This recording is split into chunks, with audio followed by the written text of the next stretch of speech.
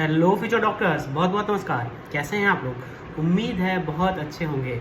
आज का जो वीडियो है आपका यूपी आयुष का ब्रोशर कल की डेट में पब्लिश हो चुका था, तो उस पर आज हम लोग बात करेंगे कि क्या क्या इंपॉर्टेंट इन्फॉर्मेशन हैं जो आप लोग को जाननी चाहिए, ठीक है, काउंसलिंग से रिगार्डिंग। तो बिना देरी किए हुए आज का वीडियो हम लोग स्टार्ट करते हैं। सबसे पहले हम लोग जान लेते हैं कि अगर आपको मेरे से पेड काउंसलिंग करवाना है, ठीक है, तो मेरे दो प्रोग्राम्स हैं। एक मेरा वीडियो भी कल के डेट में अपलोड हुआ था, revolution in UP counselling fees, ठीक है, जिसमें हम गाइडेंस प्रोग्राम आपको केवल 999 मतलब 1000 रुपये में दे रहे हैं, और फुल काउंसलिंग प्रोग्राम हम आपको 2000 रुपये में दे रहे हैं। स्क्रीन पे दिख रहा होगा आपको, ठीक है। चलिए अब हम लोग बात करते हैं जिस टॉपिक पे हम लोग आज बात करने के लिए आए हैं। सबसे पहले अगर आपको पेड काउंसलिंग लेना है तो मेरे कॉन्टैक्ट नंबर 8948220383 इस नंबर पे आप कॉल या मैसेज कर सकते हैं। आपको डिटेल्स दे दी जाएंगी, ठीक है। पूरा काउंसलिंग प्रोसेस मैं आपका करा के दे दूंगा सिर्फ और सिर्फ 2000 रुपये में, ठीक। अब बात करते हैं कि शेड्यूल में क्या क्या इंपॉर्टेंट इन्फॉर्मेशन है। तो सबसे पहली बात कि जो स्टेट की 15% सीट्स होती है, ठीक है, गवर्नमेंट कॉलेज का मैं बात कर रहा हूँ, वो सीट आपके AA-CCC से फिल होती है। 85% स्टेट कोटा से फिल होती है। प्राइवेट कॉलेज में यूपी आपका जो है वो सेमी ओपन स्टेट है। यहाँ पे भी आपका जो 85% प्राइवेट कॉलेज का सीट है वो यूपी स्टूडेंट के लिए रिजर्व है, और 15% में अदर स्टेट के स्टूडेंट्स यूपी आयुष पोर्टल पर रजिस्ट्रेशन करके, ठीक है, जो यूपी का प्राइवेट कॉलेज का काउंसिलिंग है उसमें पार्टिसिपेट कर सकते हैं, ठीक। तो यहाँ पे ये बात हो गई। बाकी जो रिजर्वेशन मिलते हैं वो कुछ डिटेल है, अभी आगे मैं आपको बताऊँगा कि क्या क्या इंपॉर्टेंट है उसमें। बाकी उसके बाद हम लोग बात करें, हाँ, जो क्वालिफिकेशन परसेंटाइल होता है जनरल EWS के लिए 50 परसेंटाइल, ठीक है। जो आरक्षित श्रेणी है जैसे कि आपका OBC SC ST उन लोग के 40 परसेंटाइल होता है। रिवाइज कट ऑफ जब आएगा तो आपका 15% कम होगा। 25 परसेंटाइल से ऊपर जितने भी बच्चे वो प्राइवेट कॉलेज में एडमिशन आसानी से पा सकते हैं।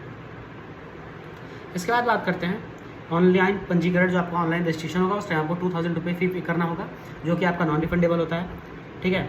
और ऐसे स्टूडेंट जो स्टे वैकेंसी राउंड में पार्टिसिपेट करना चाहते हैं, अगर उन्होंने 1, 2, 3 राउंड में पार्टिसिपेट किया हुआ है ऑलरेडी, तो उनको 1000 फीस जमा करना पड़ेगा स्टे वैकेंसी राउंड में पार्टिसिपेट करने के लिए।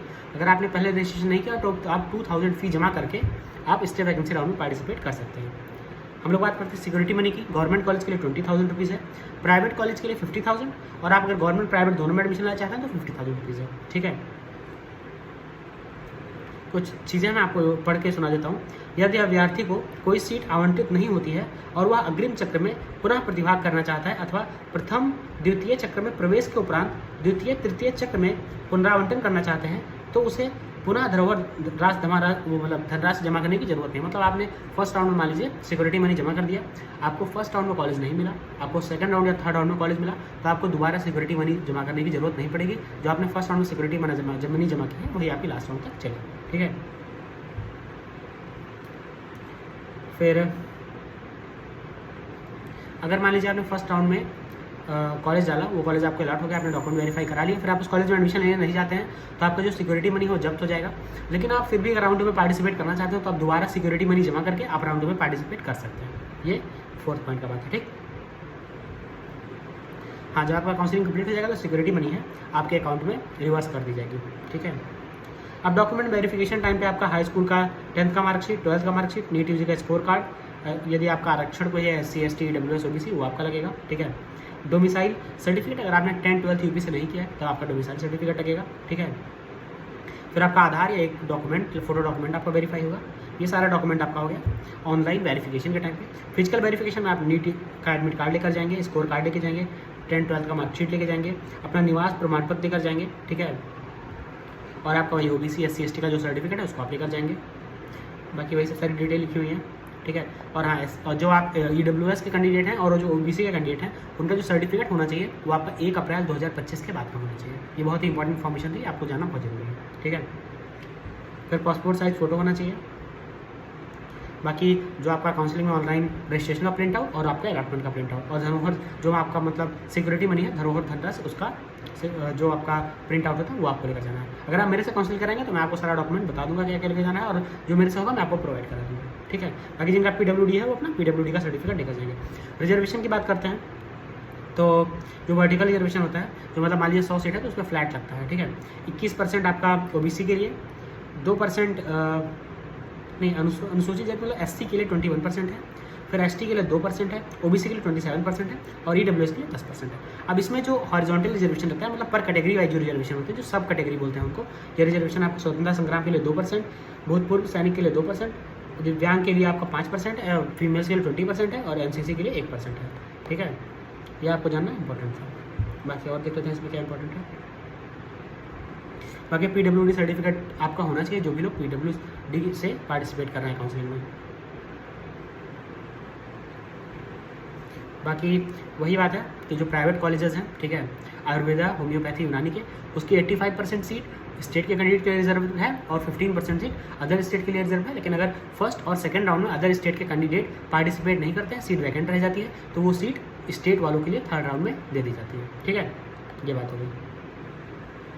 अब बात करते हैं काउंसलिंग वाइज कि पर काउंसलिंग में क्या क्या रूल्स होते हैं, वो मैं आपको एक बार समझा देता हूँ। तो सबसे पहला पॉइंट है कि फर्स्ट राउंड का जो काउंसलिंग होगा, उसके जब आपका सीट अलॉटमेंट हो जाएगा, उसके पश्चात आपको नोडल सेंटर पे जाना होगा अपने डॉक्यूमेंट का वेरिफिकेशन कराने, ठीक है। उसके बाद ही आपका कॉलेज में एडमिशन होगा। यदि सीट आवंटन के पश्चात अभ्यर्थी द्वारा अपने अभिलेखों का भौतिक सत्यापन नहीं कराया जाता है, तो ऐसे अभ्यर्थी को अगले चक्र में चॉइस फिलिंग कर सकते हैं। उन्हें मतलब आपका जो सिक्योरिटी मनी है, देखिए मान लिया आपको कॉलेज अलॉट हो गया लेकिन आप डॉक्यूमेंट वेरीफाई कराने नहीं गए, तो वो आपका फ्री एग्जिट माना जाएगा, ठीक है। वहाँ पर आपको कॉलेज जो है वो समझ लीजिए कि नहीं अलॉट हुआ, आप फिर सेकंड राउंड में जाएंगे, अपना चॉइस फिलिंग दोबारा करेंगे और आपको नेक्स्ट कॉलेज अलॉट हो जाएगा और आपको सिक्योरिटी मनी जमा करने का जरूरत नहीं पड़ेगा, मतलब वो राउंड आपका एज अ फ्री एग्जिट माना जाएगा। फिर उसका जो तीसरा पॉइंट है, सीट आवंटन के उपरांत अभिलेखों के भौतिक सत्यापन कराने के पश्चात प्रवेश न लेने की स्थिति में धरोहर धनराशि जब्त कर ली जाएगी। वही बात है कि अगर आप डॉक्यूमेंट वेरीफाई कराने चले गए और फिर कॉलेज में एडमिशन लेने नहीं गए, तो आपका सिक्योरिटी मनी जब्त हो जाएगा। अगर आप फर्दर राउंड में पार्टिसिपेट करना चाहते हैं, तो आप दोबारा सिक्योरिटी मनी जमा करके आप पार्टिसिपेट कर सकते हैं। फिर हम लोग बात करते हैं सेकंड राउंड की। तो ऐसे अभ्यर्थी जो फर्स्ट राउंड में पार्टिसिपेट नहीं किए, वो फ्रेश रजिस्ट्रेशन भी कर सकते हैं सेकंड राउंड में। ऐसे अभ्यर्थी जिन्हें प्रथम चक्र की काउंसलिंग में कोई सीट आवंटित नहीं हुई है, वो भी दोबारा सेकंड राउंड में चॉइस फिलिंग करके कॉलेज अलॉट करवा सकते हैं। फिर प्रथम चक्र में प्रवेशित अभ्यर्थी पुनरावंटन के लिए पुनः चॉइस फिलिंग कर सकते हैं। अभ्यर्थी चॉइस फिलिंग करते समय प्रवेशित सीट का विकल्प द्वितीय चक्र में ना भरें। पुनरावंटन में सीट आवंटित हो जाने की दशा में उसकी पूर्व आवंटित सीट स्वतः निरस्त हो जाएगी और उस पर कोई अधिकार नहीं रहेगा। मतलब आपको मान लीजिए फर्स्ट राउंड में कोई कॉलेज मिला, आपने सेकंड राउंड में दोबारा चॉइस फिलिंग किया, आपको कोई दूसरा कॉलेज मिल गया, तो आप जाके उस कॉलेज में एडमिशन लीजिए, वो जो आपका कॉलेज होगा ऑटोमेटिकली कट जाएगा, मतलब उसकी सीट जो है निरस्त हो जाएगी। यही सब कुछ बात थी, ठीक है। फिर वही है सेकंड राउंड में वही चीज़ कि अगर आप डॉक्यूमेंट वेरीफाई करा लिए, फिर आपको कॉलेज एडमिशन नहीं है, तो आपका सिक्योरिटी मनी जब्त हो जाएगा। फिर तीसरे राउंड में ऐसे लोग जिनको फर्स्ट या सेकंड राउंड में कोई कॉलेज नहीं मिला है, वो फ्रेश रजिस्ट्रेशन भी करवा सकते हैं, ठीक है। बाकी कुछ इंपॉर्टेंट बात है, ये आप पढ़ लीजिएगा। फिर ये कन्वर्जन का है, कन्वर्जन एल्गोरिथम बहुत लोगों को इंपॉर्टेंट होता है, ये भी आप देख लीजिए क्या चीज़ है, ठीक है। फिर स्टे वैकेंसी राउंड, हाँ स्टे वैकेंसी राउंड में आपको अच्छे से समझा देता हूँ एक बार। देखिए स्टे वैकेंसी राउंड के लिए कौन कौन से अभ्यर्थी एलिजिबल होते हैं। तो स्टे वैकेंसी चक्र की काउंसलिंग में प्रतिभाग करने हेतु समस्त अभ्यर्थियों को पुनः पंजीकरण करना अनिवार्य होगा, मतलब आपको दोबारा से रजिस्ट्रेशन करना पड़ेगा स्टे वैकेंसी राउंड में, चाहे आपने पहले 3 राउंड में किया हो चाहे नहीं हो। जो किए हैं उनको 1000 देना पड़ेगा, जो नहीं किए उनको 2000 देना पड़ेगा, ठीक है। वही चीज़ लिखा हुआ है कि 1000 और जो नहीं किए हैं उनको 2000 रुपये देना होगा। फिर प्रथम द्वितीय तृतीय चक्र की काउंसलिंग के माध्यम से सीट आवंटन प्राप्त अभ्यर्थी एलिजिबल नहीं है, जिनको फर्स्ट सेकंड थर्ड राउंड में कोई सीट मिल चुका है, वो स्टे वैकेंसी राउंड के लिए एलिजिबल नहीं है। अभ्यर्थी को अपने समस्त मूल अभिलेखों के भौतिक सत्यापन के समय नोडल सेंटर पर अभ्यर्थी को स्वयं भौतिक रूप से उपस्थित होना, मतलब आपका मान लीजिए कोई कॉलेज अलॉट हो गया तो नोडल सेंटर में जाना है, तो आपको खुद जाना पड़ेगा अपना डॉक्यूमेंट वेरीफाई करवाने, ठीक है। फिर राजकीय और निजी क्षेत्र के आयुष कॉलेजों में स्टे वैकेंसी चक्र की काउंसलिंग जो प्रोविजनल अलॉटमेंट होगा पर अभ्यर्थी को प्रवेश प्राप्त करना अनिवार्य होगा, मतलब आपको स्टे वैकेंसी राउंड में जो भी कॉलेज मिलेगा उस पर आपको एडमिशन लेना ही पड़ेगा, ठीक है। स्टे वैकेंसी राउंड में आपका रिसफल नहीं होगा, ठीक। फिर जो त्याग पत्र देने का होता है कि आप कब कब त्याग पत्र दे सकते हैं, उसका यहाँ पे डिटेल दिया हुआ है, ठीक है। कि आप मतलब कब कब रिजाइनेशन कर सकते हैं, इसको आप पढ़ लीजिएगा। बाकी कुछ कुछ गाइडलाइंस है जो गवर्नमेंट ने फिक्स की कि कोई भी कॉलेज आपका 50,000 से ज़्यादा सिक्योरिटी डिपॉजिट नहीं ले सकता है, ठीक है। ये चीज़ में लिखा हुआ है।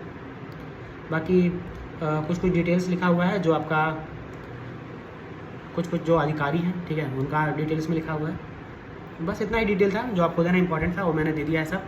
वैसे पहले भी जो मेरे वीडियोज़ आए थे उसमें भी ये सारी इंपॉर्टेंट डिटेल्स थे, तो आप उस पर भी जा सकते हैं। अगर आपको मेरे से पेड काउंसलिंग कराना है तो आप मेरे से कॉन्टैक्ट करिए, हम आपको पूरा डिटेल प्रोवाइड करते हैं। थैंक यू बच्चों।